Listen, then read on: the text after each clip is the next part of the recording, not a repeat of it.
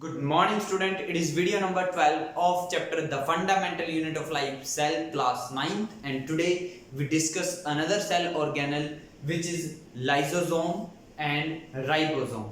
So first of all, let's start with lysosome. Lysosome क्या होता है? ये भी एक मेम्ब्रेन बाउंड ऑर्गेनल ही होता है.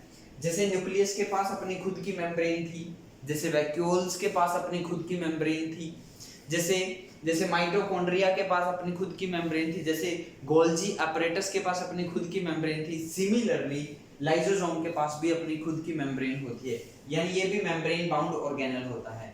Next, spherical sac like structure filled with the digestive enzyme. ये एक स्फेरिकल शेप में होता है और सैक होता है. और सैक वर्ड का मीनिंग पहले बताया मैंने. कोई भी अगर सैक हो तो मींस वो अपने अंदर कुछ ना कुछ स्टोर करती है, तो ये भी स्टोर करेगा. तो क्या स्टोर करता है लाइसोसोम? एंजाइम. कौन से एंजाइम? Digestive enzyme. ये इंपॉर्टेंट है, ये याद रखना आपको, ठीक है. ये मेम्ब्रेन बाउंड ऑर्गेनल है, आपको पता है या नहीं है, इट डजंट मैटर, बट ये जरूर याद रखना है कि lysosome spherical sac like structure होती है जिनके अंदर क्या फिल होता है? Digestive enzyme. अब ये डाइजेस्टिव एंजाइम आया कहां से है? तो हमने एक और ऑर्गेनल पढ़ा था प्रीवियस वीडियो में जिसका नाम था एंडोप्लाज्मिक रेक्टिकुलम. तो जो रफ एंडोप्लाज्मिक रेक्टिकुलम होता है वो प्रोड्यूस करता है एंजाइम. तो यहां हम चाहे तो लिख भी सकते हैं मेड एंजाइम्स मेड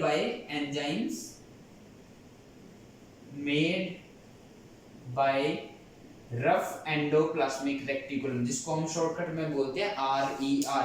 तो रफ एंडोप्लाज्मिक रेक्टिकुलम जो एंजाइम्स बनाता है, मेड करता है, वो लाइसोसोम में जाकर स्टोर हो जाती हैं, फिल हो जाती हैं. नेक्स्ट, लाइसोसोम करता क्या है? लाइसोसोम क्या करता है? जो कॉम्प्लेक्स सब्सटेंस होते हैं, जो कॉम्प्लेक्स सब्सटेंसेस होते हैं, उनको ब्रेक कर देता है सिंपलर सब्सटेंसेस में. किसमें? सिंपलर सब्सटेंसेस में. आई होप ये आपको क्लियर होगा.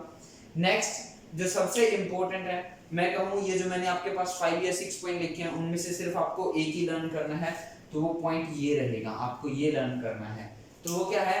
दे act as waste disposal system of the cell. Waste disposal system का ये काम करते होंगे. देखो, वेस्ट तो समझते होंगे अनवांटेड, जिसकी हमें रिक्वायरमेंट नहीं है, मतलब सेल को जिसकी रिक्वायरमेंट नहीं है वो क्या है उसके लिए? वेस्ट. डिस्पोज समझते होंगे डिस्पोज कर देना, खत्म कर देना, फिनिश कर देना. डिस्पोजल सिस्टम की तरह, मतलब सेल को कई बार सेल में ऐसे अनवांटेड सब्सटेंसेस आ जाते हैं जिनकी उसको रिक्वायरमेंट नहीं होती है, तो उनको डिस्पोज करने में, उनको डाइजेस्ट करके उनको सेल से बाहर निकालने में कौन हेल्प करता है? लाइसोसोम. आपको आई होप ये वर्ड समझ में आ रहा होगा, waste disposal system. Waste disposal system मतलब कहीं बाहर से एक अनवांटेड मटेरियल सेल के अंदर आ गया जिसकी सेल को रिक्वायरमेंट नहीं है, इवन वो सेल को के अंदर डिफेक्ट क्रिएट कर सकता है, सेल को डैमेज कर सकता है. तो ये लाइसोसोम क्या करेंगे? उस वेस्ट मटेरियल को डिस्पोज करेंगे, डाइजेस्ट करेंगे और फिर सेल से बाहर निकालने का काम करेंगे. तो यहाँ पे लिखा भी है एक नेक्स्ट पॉइंट और, help to clean the cell by digesting foreign material. ये फॉरेन मटेरियल क्या होता है? फॉरेन वर्ड तो सिंपली समझ लो, फॉरेन कंट्री, दूसरी कंट्री. सिमिलरली फॉरेन मटेरियल मतलब सेल से बाहर का कोई मटेरियल. वो क्या हो सकता है? वो बैक्टीरिया भी हो सकता है, वो फूड भी हो सकता है, वो वायरस भी हो सकता है. जैसे आजकल कोरोना वायरस चल रहा है, तो वो क्या है? वो सेल के लिए अनवांटेड है, वो सेल के लिए फॉरेन मटेरियल है. तो अगर ऐसा कोई वायरस, बैक्टीरिया या ऐसा कोई फूड पार्टिकल सेल के अंदर एंटर कर जाता है, तो फिर लाइसोसोम अपना वर्क फंक्शन करते हैं.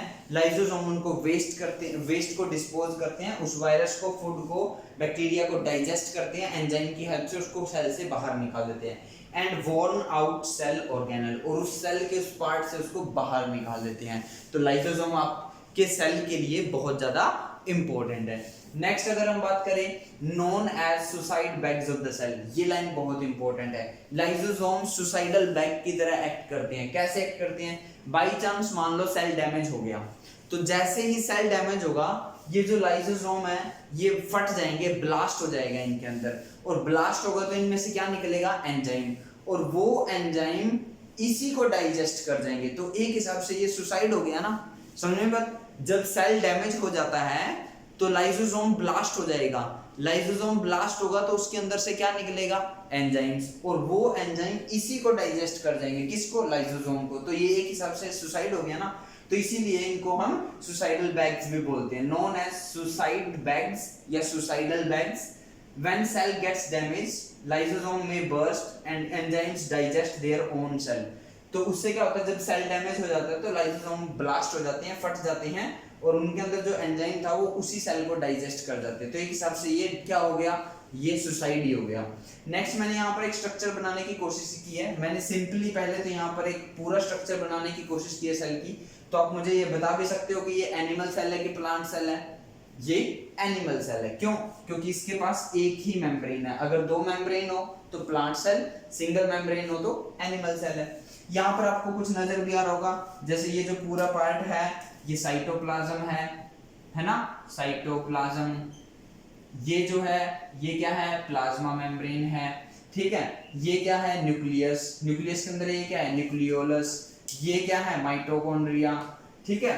ये है न्यूक्लियर एनवेलप, और ये जो रेड कलर की डॉट सी बनी है इनको क्या बोलते हैं, राइबोसोम्स। ये जो मैंने बना रखे हैं सर्कल, ये क्या है, लाइसोसोम। अब देखो सिंपल कंपाउंड माइक्रोस्कोप से हम सेल को तो अच्छी तरह से पढ़ पा रहे थे, बट सेल के अंदर जो फर्दर सेल ऑर्गेनल्स हैं उनको नहीं पढ़ सकते थे। बट इलेक्ट्रॉन माइक्रोस्कोप की डिस्कवरी के साथ अब हम सेल के अंदर के ऑर्गेनल्स को भी स्टडी कर सकते थे। तो जब हम इस लाइसोसोम को और जूम करते हैं इलेक्ट्रॉन माइक्रोस्कोप की हेल्प से, तो कुछ ऐसा सा स्ट्रक्चर बन के आएगा, और उसके अंदर ये जो डॉट डॉट मैंने बना रखे हैं ये बहुत सारे एंजाइम्स हैं, ये बहुत सारे एंजाइम्स आपको नजर आ रहे होंगे। और अगर मैं बात करूं तो ये ग्रीन कलर की होती हैं, ये बात याद रखना। कैसे कलर की होती हैं, ग्रीन कलर की होती हैं। आई होप ये आपको क्लियर होगा। नेक्स्ट अगर हम आ जाए नेक्स्ट की बात करें तो वो आता है राइबोसोम। ये राइबोसोम आप अभी से पहले आप देख चुके हो, ठीक है। जैसे हमने जब किया था एंडोप्लाज्मिक रेटिकुलम, तो दो टाइप का एंडोप्लाज्मिक रेटिकुलम होता था, एक होता था रफ एंडोप्लाज्मिक रेटिकुलम और एक होता था स्मूथ एंडोप्लाज्मिक रेटिकुलम। जो रफ एंडोप्लाज्मिक रेटिकुलम था उसके सरफेस पर राइबोसोम के ग्रेन्स होते थे। ये जो ग्रेन मतलब डॉटेड, देखो ये मैंने माइटोकॉन्ड्रिया में भी बनाए हैं, ये माइटोकॉन्ड्रिया के अंदर भी प्रेजेंट होते हैं। अगर आपको देखना है तो प्रीवियस वीडियोस को चेक कीजिए। तो वहां पे होता है, इसको डिस्कवर किया था जीई पैलेड ने, और इसको कभी कभी हम प्रोटीन फैक्ट्री के नाम से भी जानते हैं। राइबोसोम को किसके नाम से जानते हैं, प्रोटीन फैक्ट्री के नाम से भी जानते हैं। किसके नाम से, प्रोटीन फैक्ट्री। या कभी कभी हम इसको इंजन भी बोल देते हैं। क्या बोल देते हैं, इंजन। समझ में आई बात, क्या बोल देते हैं, सेल इंजन भी बोल देते हैं हम इसको, और कभी कभी हम इसको प्रोटीन फैक्ट्री के नाम से भी जानते हैं, ठीक है। डेंस होते हैं काफी एंड लुक लाइक ग्रेन्यूल की तरह लगते हैं, दाने की तरह नजर आते हैं। इनके अंदर, इनको क्यों बोला जाता है ग्रेन्यूल, क्योंकि इनके अंदर आरएनए होता है और सम प्रोटीन होता है। आरएनए की फुल फॉर्म आपको पता ही होगी, आरएनए की फुल फॉर्म होती है राइबो न्यूक्लिक एसिड। तो राइबोसोम के अंदर आरएनए होता है और प्रोटीन होता है। ये एक स्ट्रक्चर यहाँ पर बनाने की मैंने कोशिश की है। तो आरएनए के पास एक्चुअली में दो अनइक्वल सब यूनिट होती हैं, दो अलग अलग साइज की सब यूनिट होती है। ये नीचे वाली यूनिट, ये अपर यूनिट। नजर भी आ रही होगी, ये बिगर यूनिट है, ठीक है। ये है बिगर सब यूनिट, और ये जो है ये है स्मॉलर सब यूनिट, ठीक है। और इसके अंदर ये ग्रोइंग प्रोटीन चेन, प्रोटीन की लेयर ऐसे चेन जो है बनती चली जाती है, ठीक है। तो अगर हम बात करें कहां पर ये एग्जिस्ट करता है, तो freely floats in the cytoplasm in the prokaryotic cell. अब प्रोकैरियोटिक सेल मैंने प्रीवियस वीडियो में करवाया है, मैं आपको बता भी देता हूं। प्रोक वर्ड का मीनिंग होता है ओल्ड। पुराने सेल में क्योंकि सेल ऑर्गेनल्स प्रेजेंट नहीं होते थे, तो उनके अंदर जो ये राइबोसोम प्रेजेंट होंगे ये फ्रीली फ्लोएट करेंगे, तैरते हुए नजर आएंगे साइटोप्लाज्म में, एंड अकर फ्री और attached to the surface of RER and to the nuclear envelope. लेकिन जो यूकैरियोटिक सेल है, ठीक है, आगे भी लिख देते हैं, इन यूकैरियोटिक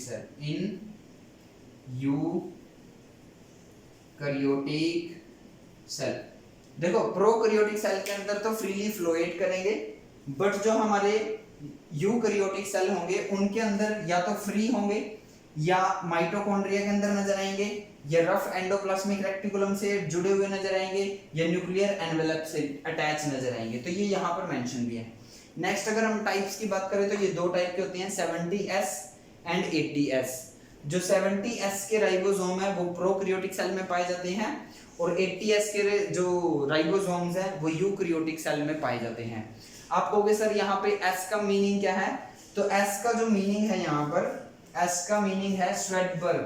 S का मीनिंग क्या है, Svedberg unit, Svedberg unit, Svedberg unit, ठीक है। ये यूनिट है, इससे हमें राइबोसोम के साइज और उसकी डेंसिटी का पता चलता है। तो क्लियरली आपको पता भी होगा कि 80S जो है वो 70S से राइबोसोम लार्जर है साइज में, डेंसिटी भी उसकी ज्यादा होती है। नेक्स्ट अगर हम बात करें फंक्शन की, तो एक ही फंक्शन होता है इनका, they act as the site for the protein synthesis. यहाँ पर प्रोटीन का सिंथेसिस होता है। सो आई होप ये आपको क्लियर होगा। मैं दोबारा से एक बार जल्दी से इसको रिपीट कर देता हूँ। लाइसोसोम में जो आपको इंपॉर्टेंट चीज वो याद रखनी है कि ये स्फेरिकल सैक लाइक स्ट्रक्चर होते हैं और इनके अंदर डाइजेस्टिव एंजाइम होते हैं, और ये वेस्ट डिस्पोजल सिस्टम का काम करते हैं। मतलब बाय चांस बाय मिस्टेक अगर कोई ऐसा अनवांटेड फॉरेन मटेरियल आ जाए, जैसे कि कोई बैक्टीरिया, कोई वायरस, कोई फूड पार्टिकल अंदर आ जाए जो सेल के लिए अच्छा नहीं है, जो सेल को डैमेज कर सकता है, तो उसको डाइजेस्ट करके सेल से बाहर निकालने का काम करते हैं। तो एक हिसाब से इनका साफ सफाई का काम हुआ। नेक्स्ट अगर बात करें तो इनको सुसाइडल बैग बोला जाता है। क्यों? क्योंकि अगर सेल डैमेज हो जाए तो ये ब्लास्ट हो जाते हैं, और ब्लास्ट होने की वजह से जो इनमें से एंजाइम निकलता है, ये एंजाइम उस लाइसोसोम को और उस सेल को ही डाइजेस्ट कर देते हैं। तो एक हिसाब से एक सुसाइड सा हुआ। ये इसका स्ट्रक्चर मैंने यहाँ पर बनाने की कोशिश की। ये 3 मार्क्स में आ सकता है question, why the lysosomes are known as suicidal bag of the cell. ये 1 मार्क्स क्वेश्चन भी आ सकता है, which cell organelle is known as suicidal bags. तो आपको वो 4 ऑप्शन में से टिक करना होगा। नेक्स्ट अगर बात करें तो राइबोसोम में भी यही क्वेश्चन बन सकती है, किसने डिस्कवर किया, डजंट मैटर, आपको लर्न करने की जरूरत नहीं है। आप सिर्फ एक बात याद रखोगे, किसके फंक्शन होता है, act as a site for the protein synthesis. दूसरा आप याद रखोगे कि ये प्रोकैरियोटिक सेल में कैसे एग्जिस्ट करते हैं, यूकैरियोटिक सेल में कैसे एग्जिस्ट करते हैं, ठीक है। आरएनए की फुल फॉर्म आपको पता होनी चाहिए, और राइबोसोम के अंदर क्या क्या होता है वो आपको पता होना चाहिए। ये स्ट्रक्चर भी आपको लर्न करने की जरूरत नहीं है फिलहाल 9th के अकॉर्डिंग, 11th के अकॉर्डिंग आपको कंप्लीट करना होगा। सो आई होप आपको ये सब क्लियर होगा। आज की इस वीडियो में इतना ही। Thank you.